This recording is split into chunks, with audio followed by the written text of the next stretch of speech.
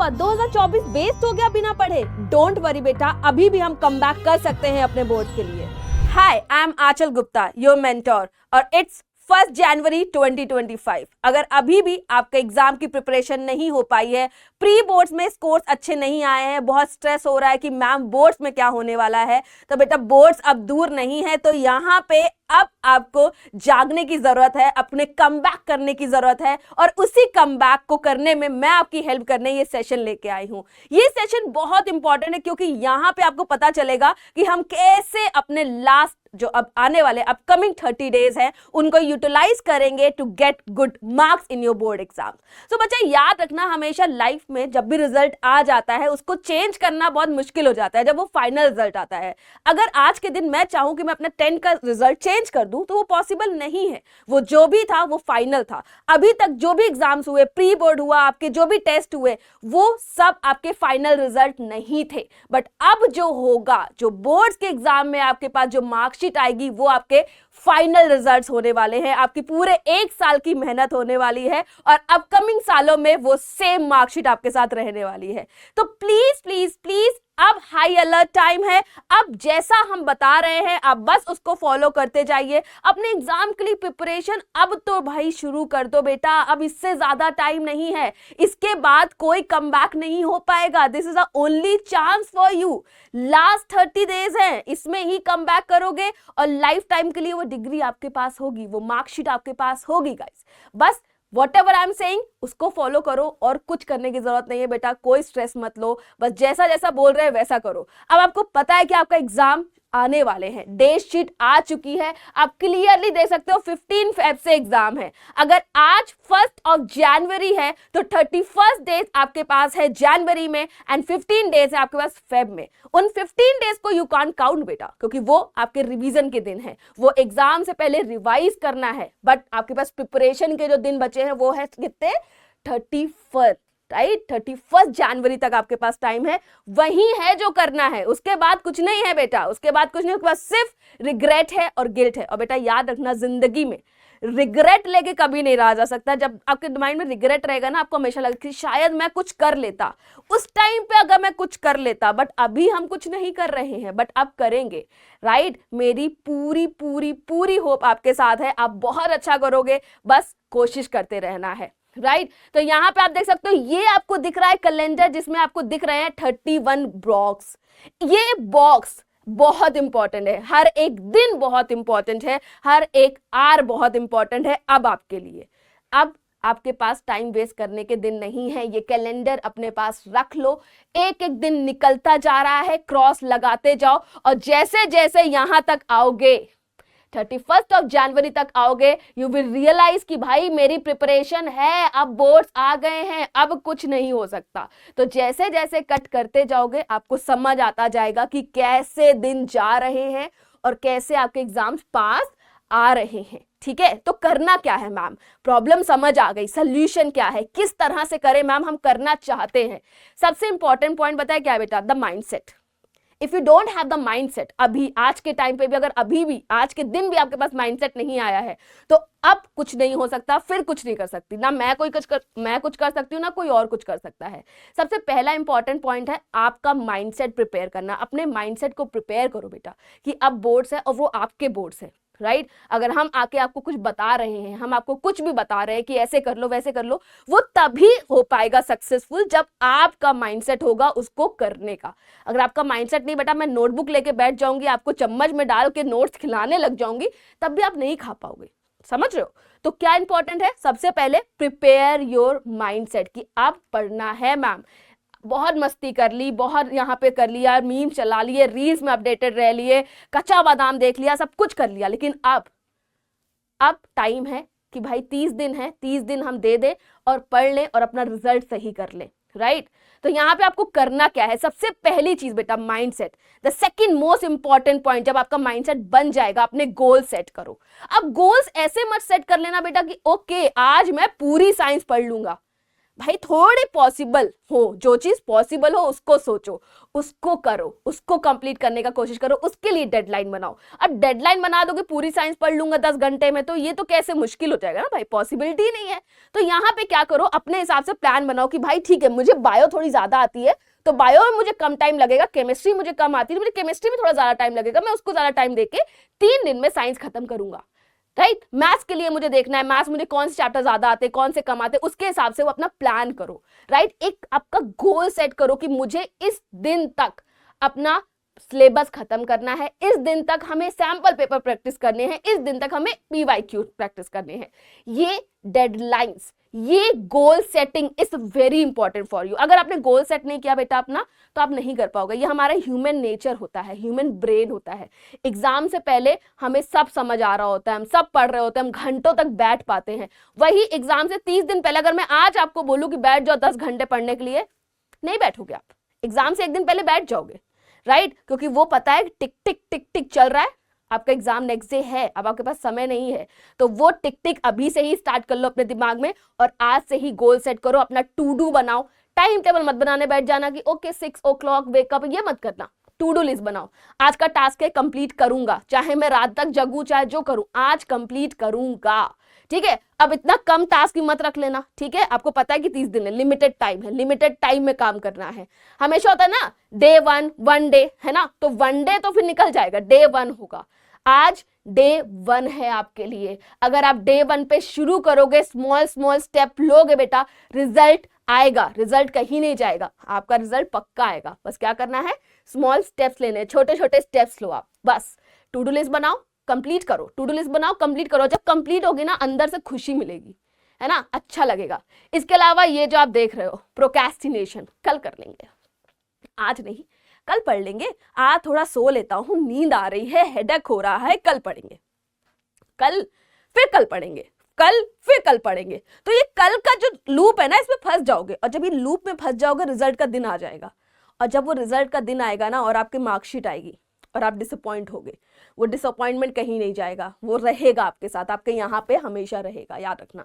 तो वो डिसअपॉइंटमेंट ना हो, इसलिए प्रोक्रेस्टिनेशन बंद कर दो, टाला मटोली बंद करो। आज का दिन है, आज से ही शुरू करना है, अब हमारे पास समय नहीं है बेटा। राइट, ये जो भी आपके डिस्ट्रैक्शन है कि मैं थोड़ा सा रील चला लेता हूँ, थोड़ा यूट्यूब देख लेता हूँ, यूट्यूब देखो पढ़ने के लिए, शॉर्ट्स देख लेता हूँ, या फिर मैं चलो स्ट्रीक बहुत इंपॉर्टेंट है, स्ट्रीक नहीं टूटनी चाहिए चाहे जो हो जाए बेटा। स्ट्रीक एक बार टूट जाएगी, रिबिल्ड हो जाएगी, मार्कशीट आ जाएगी, दोबारा नहीं बनेगी।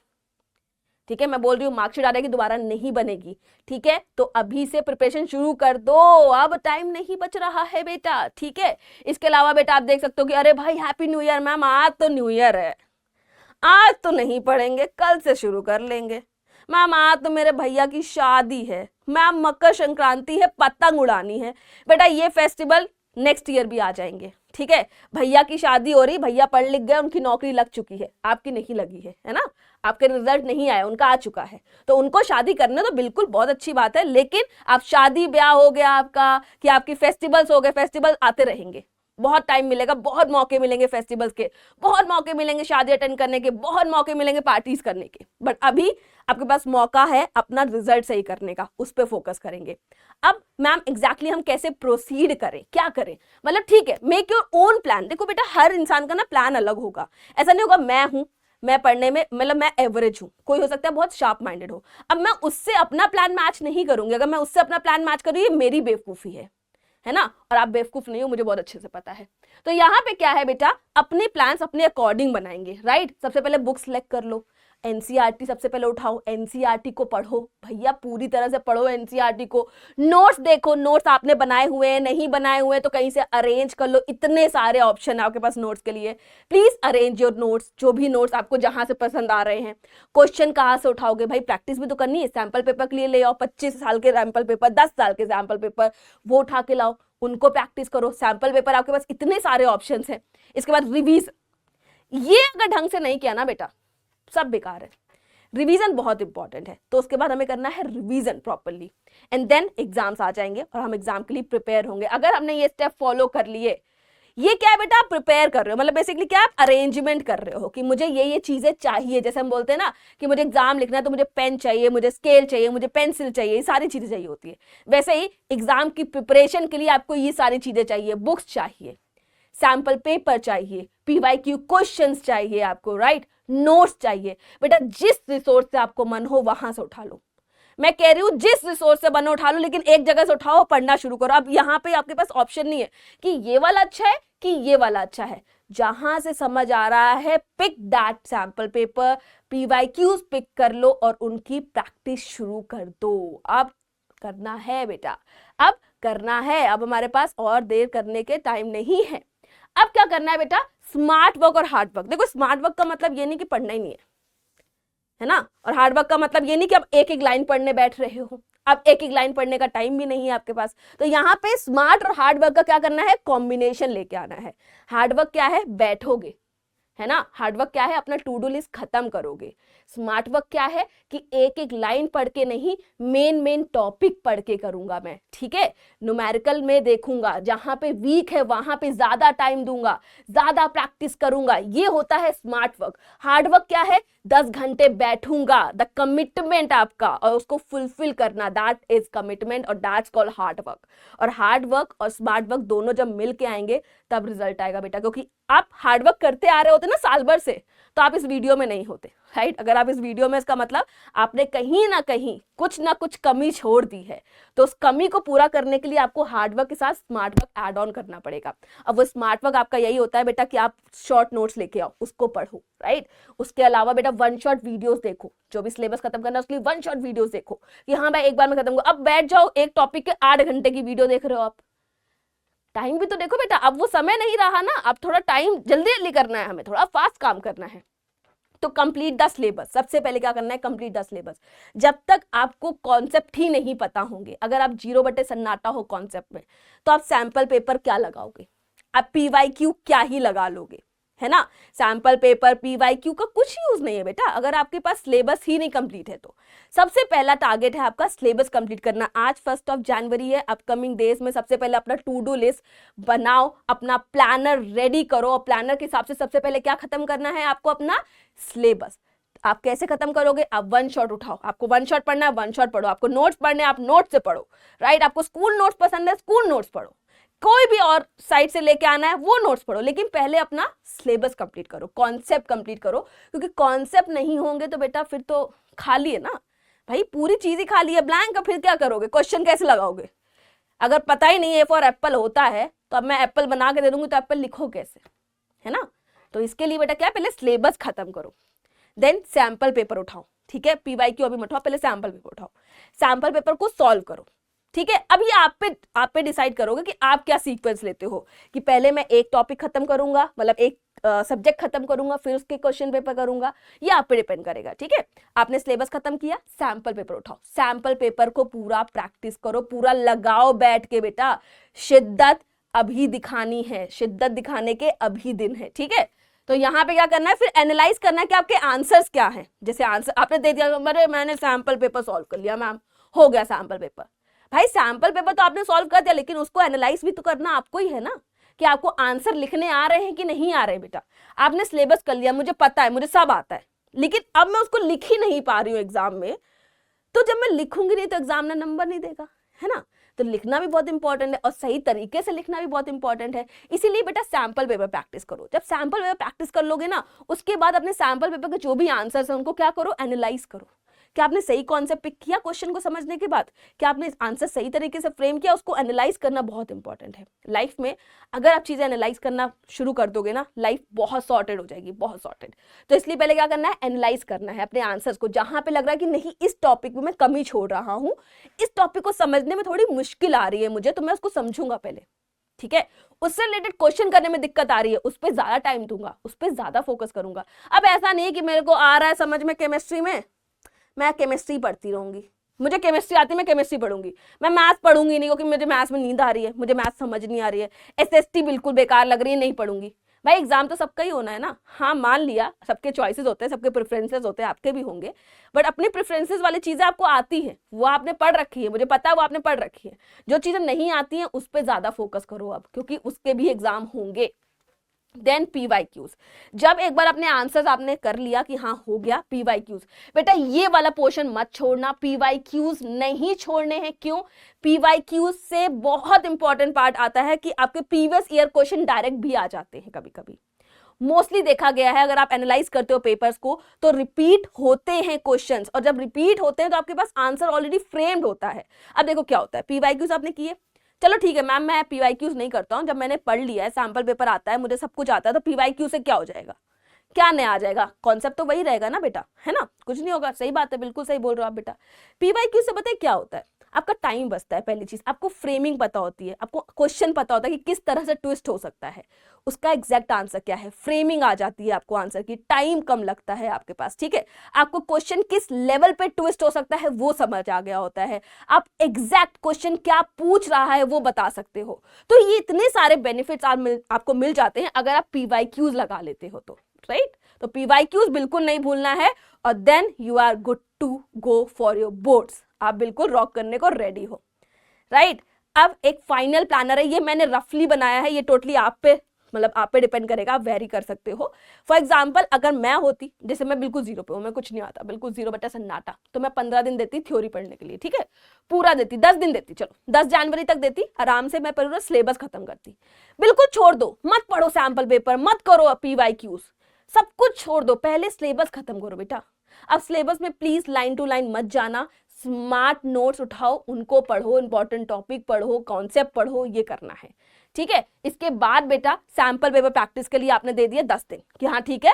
अब ये देखो वेरी करेगा कैसे, मैं हूं, अगर मैं अपना बात करती तो मैं कैसे पढ़ती, पहले मैं मैथ्स को पढ़ती, पूरा मैथ्स खत्म करती, फिर मैथ्स की सैंपल पेपर लगाती, फिर मैं साइंस पढ़ती, फिर मैं साइंस की सैंपल पेपर लगाती, राइट, फिर मैं एसएसटी पढ़ती, फिर एसएसटी की सैंपल पेपर लगाती। मैं इस तरह से इन दोनों को क्या करती, मिक्स करती। बट मैंने आपको एक रफ आइडिया देने के लिए यहाँ पे एक टेंटेटिव डेट डाल दी है, ये कोई आपकी फिक्स नहीं है, ये आप अपने हिसाब से देख सकते हो।